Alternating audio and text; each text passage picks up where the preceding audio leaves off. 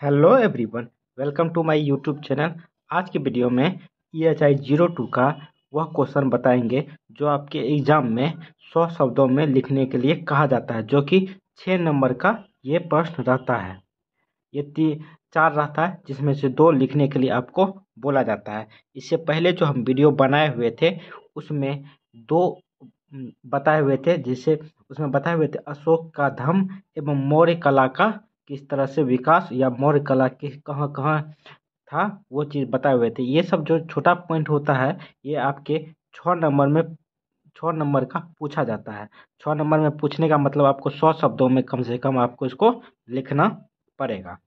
आइए देखिए EHI 02, जिसमें हम पढ़ते हैं प्राचीन काल से 8वीं शताब्दी ईस्वी के बीच का भारत किस टाइप से राजनीतिक व्यवस्था, अर्थव्यवस्था किस तरह से इसका विकास हो रहा था, इन सब चीज़ों के बारे में हम EHI 02 के बारे में 02 में पढ़ते हैं।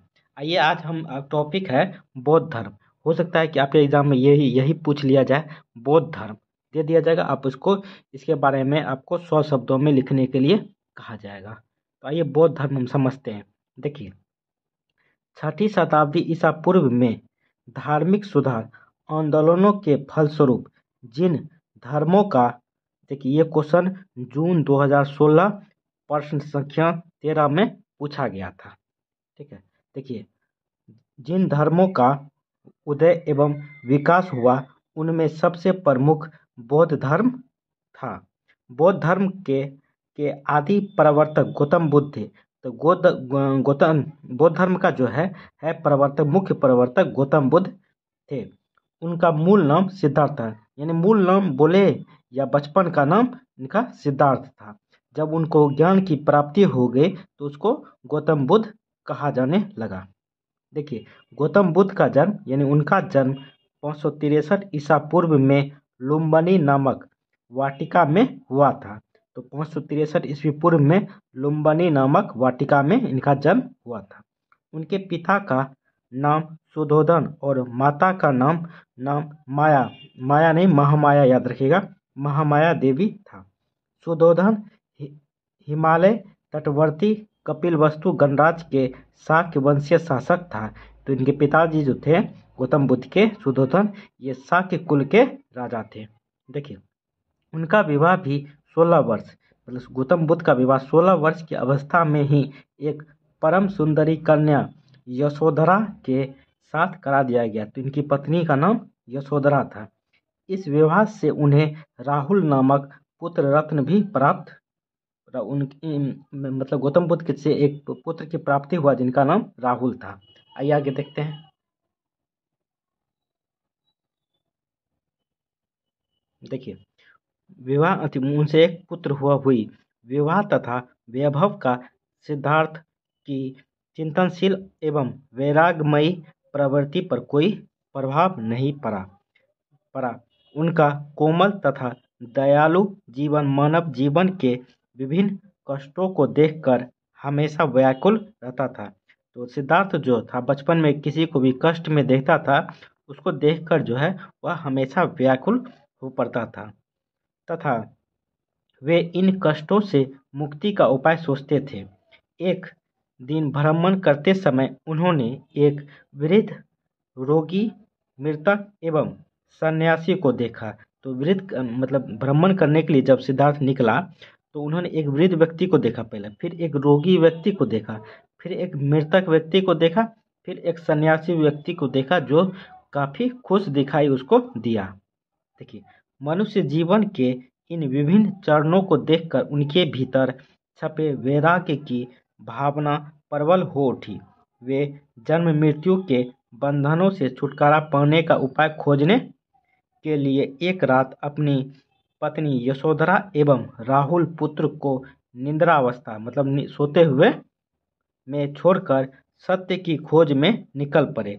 जो निकलने का प्रक्रिया है घर छोड़ने का, इसको बौद्ध धर्म में महाविनिष्क्रमण कहा जाता है। ठीक है, देखिए बौद्ध ग्रंथों में इस घटना को महाविनिष्क्रमण के नाम से जाना जाता है। आइए आगे देखते हैं।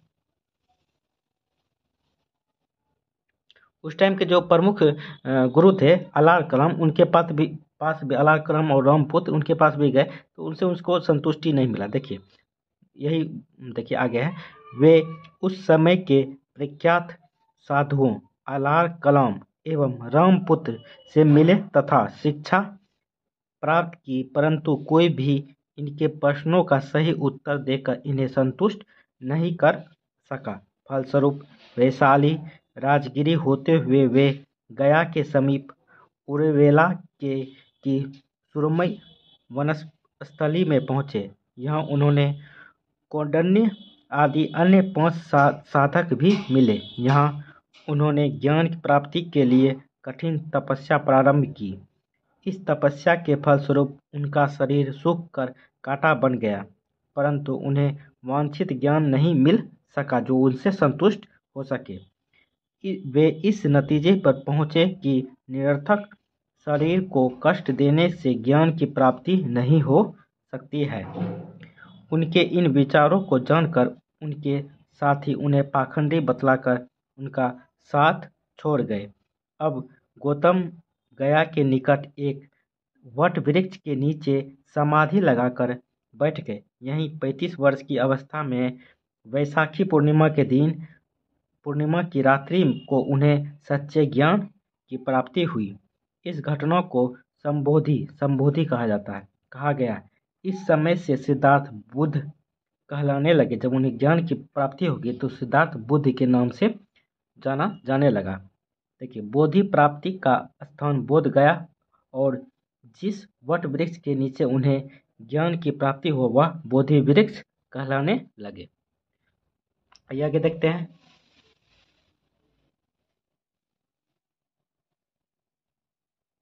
देखिए गया से वे काशी के ऋषिपत्तनम जो सारनाथ में है नामक स्थान पर पहुँचे। ज्ञान प्राप्ति होने के बाद सारनाथ पहुँचे, नामक स्थान पर पहुँचे। वहाँ उन्होंने अपना प्रथम धर्मोपदेश दिया। बौद्ध साहित्य में इसे धर्म चक्र परिवर्तन कहलाता है। याद रखिएगा, जब वह घर छोड़ा तो महाभिनिष्क्रमण, जब उन्हें ज्ञान की प्राप्ति हुई तो गौतम सिद्धार्थ को बुद्ध कहलाने लगा। तब उन्होंने पहला उपदेश दिया तो धर्म चक्र परिवर्तन कहलाता है। देखिए अश्वजीत, उपाली, मेघालालना, श्रीपुत्र और आनंद ये बुद्ध के पहले 5 शिष्य थे जिन्होंने बुद्ध ने इन्हें ज्ञान दिया। बुद्ध ने बौद्ध संघ का सूत्रपात किया। उन्होंने अपने अधिकतर धर्मोपदेश श्रावस्ती में दिया था। देखिए उन्होंने अपना सबसे ज़्यादा उपदेश जो है श्रावस्ती जगह पर है वहाँ पे दिया था।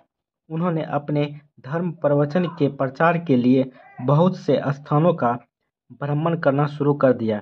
वे सारनाथ, मथुरा, राजगीर, गया और पाटलिपुत्र गए। बिंबिसार, अजातशत्रु, ठीक है, मगध का ये राजा था।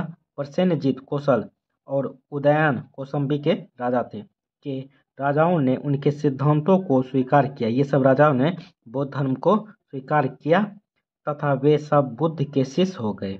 ये सारे राजा बुद्ध के बौद्ध धर्म अपनाए और बुद्ध के शिष्य हो गए।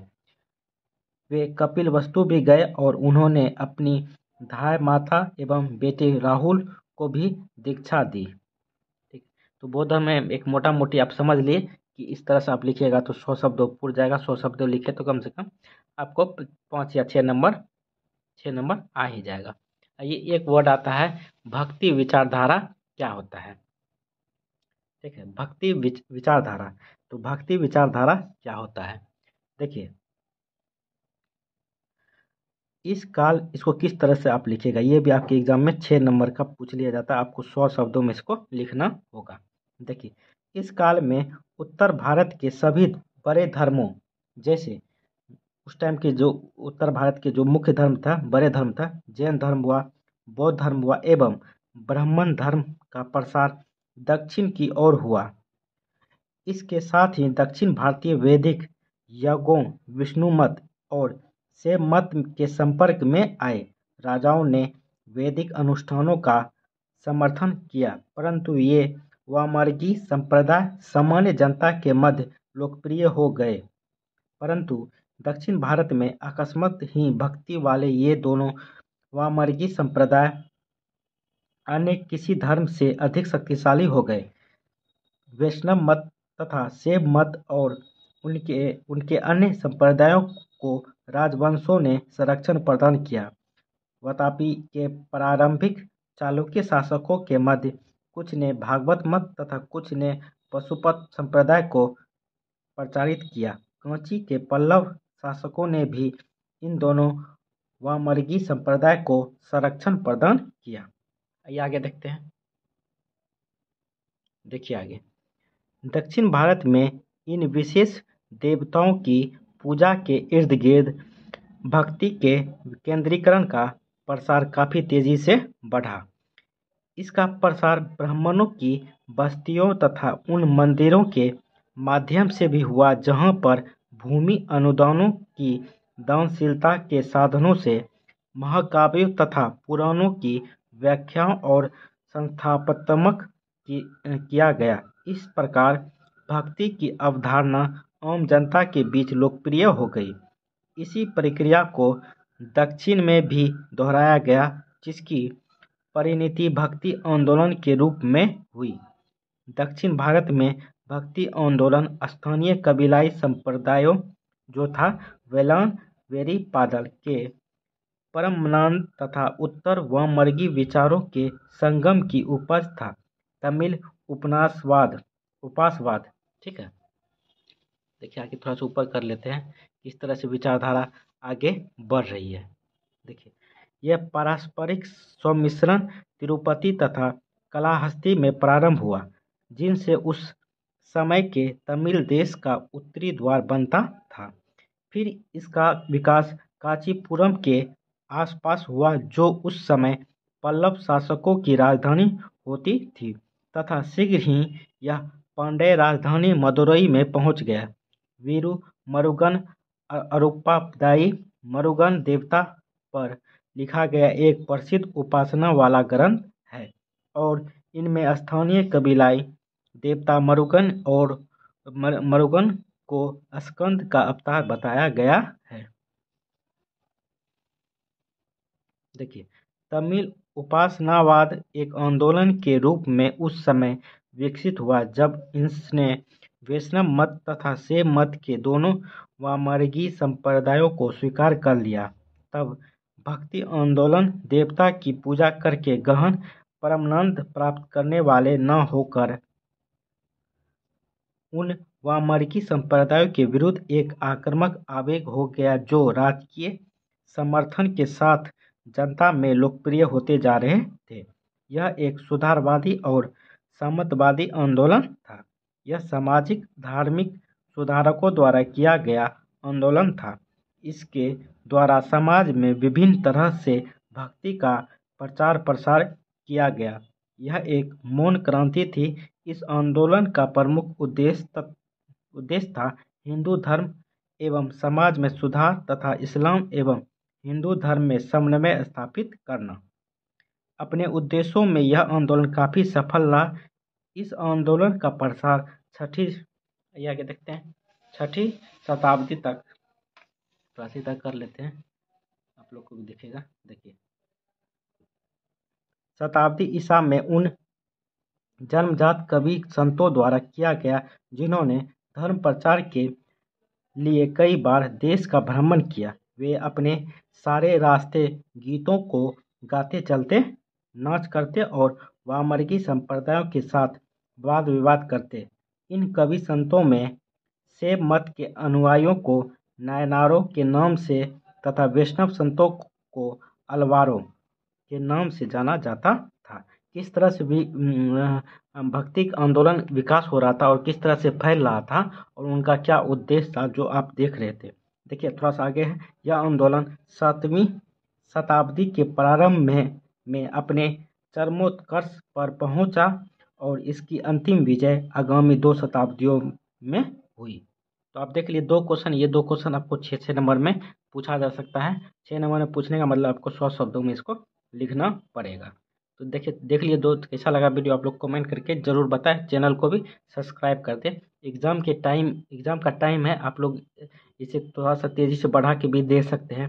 हो सकता है कि वो आपके एग्ज़ाम में आ जाए। आपके पास वर्ड रहेगा, समझ लिए होंगे, वर्ड रहेगा तो आप इसको बना के भी लिख सकते हैं। चलिए दोस्तों, चलिए थैंक यू। आप लोग चैनल को सब्सक्राइब नहीं करते, चैनल को ज़रूर आप लोग सब्सक्राइब कर ले। चलिए थैंक यू दोस्तों, जय हिंद।